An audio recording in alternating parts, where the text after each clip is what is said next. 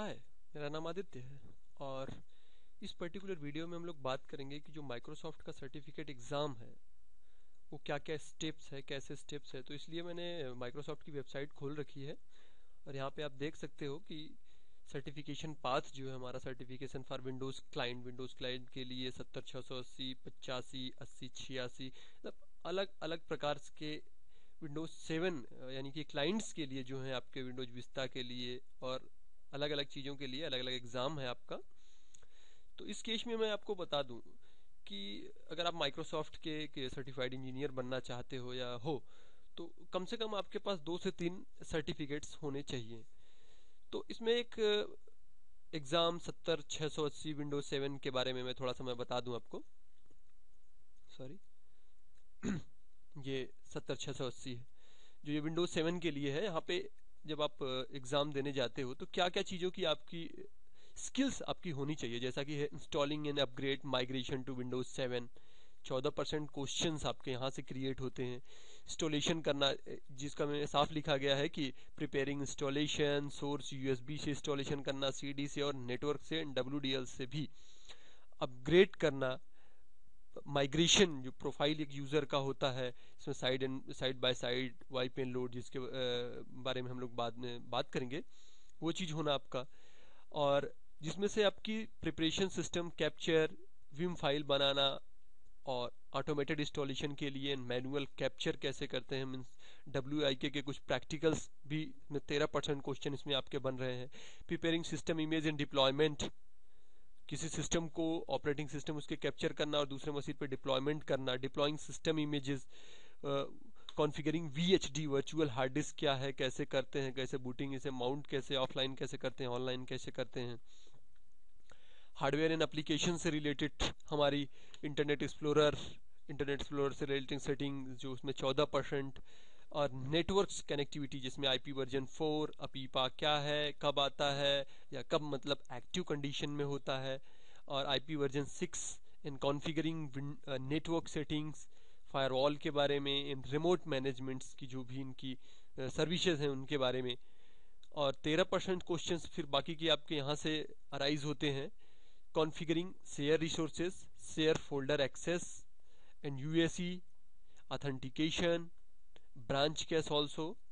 And 10% question आपके configuring mobile computing in the sense laptop के लिए, जिसमें आपने TPM के बारे में यानी बिट लॉकर के बारे में भी बनाया गया।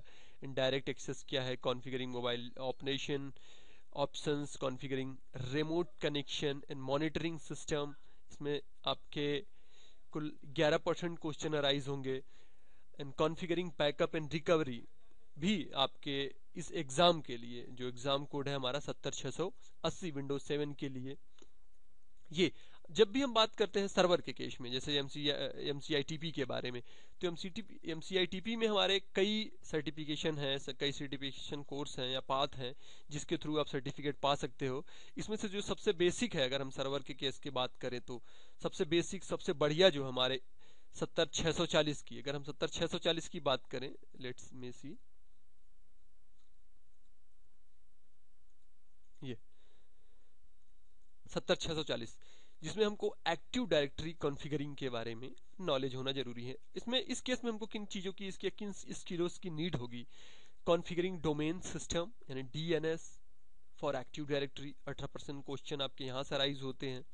कॉन्फ़िगरिंग एक्टिव डायरेक्टरी इंफ्रास्ट्रक्चर, जिसमें आपको configuring forest, configuring trust, configuring site, configuring active directory replication, global catalogue, configuring operation master, that is FHMO।